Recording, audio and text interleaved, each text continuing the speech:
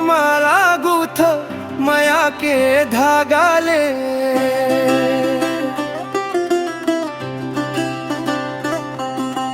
तोर सुरता मन में बस गे दिल के कोरा भाग में।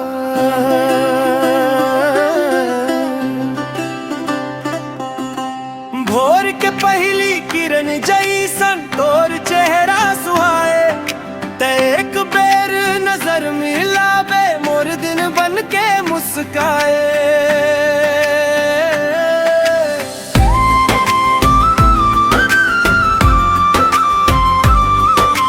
तोर बिना मन नहीं लागे हर पल तो लाखों जंभ।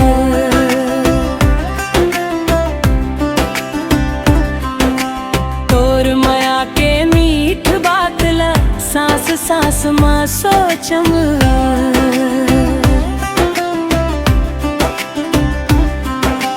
तोर नाम के माला गूथ माया के धागा ले।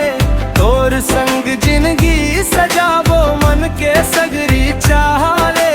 तोर नाम के माला गूथ मोर हर एक सांस मां।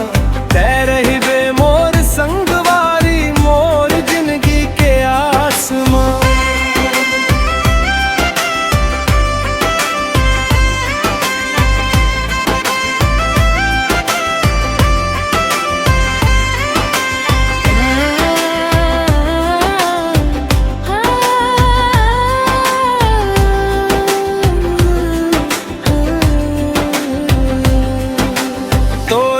चुरा के छाऊं मन ला सुकून मिल्या। तोर मीठ मीठ गोठ सुन के दुख मोर दूर होए। चंदा जैसन मुखड़ा तोर रात लौ जियार करे।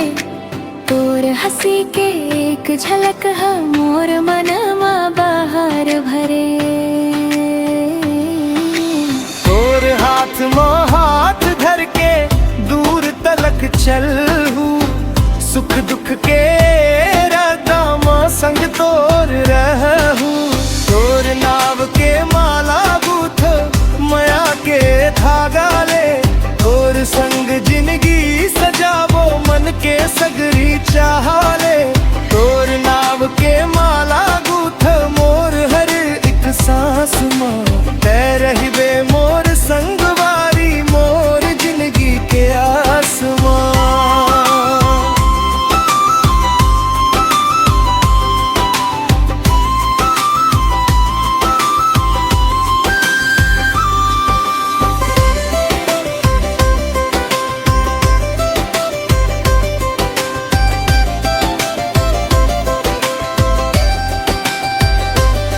अगर रद्दा मकान आही मैं तोर संग चलहूं।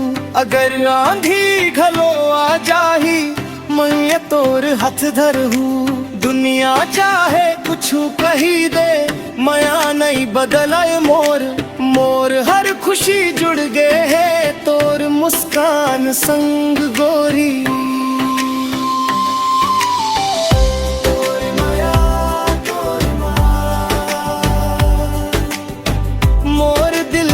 धड़कन तोर माया बस गे मोर जीवन। तोर नाव के माला गूथ माया के धागा ले।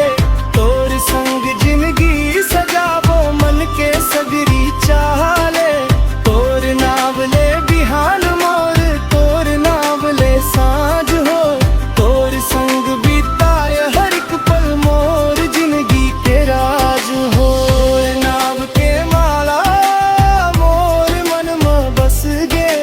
तोर माया के रंग मां मोर जिंदगी सज गे। तोर नाव के माला मोर सांस में रहिबे। तोर नाव ले गीत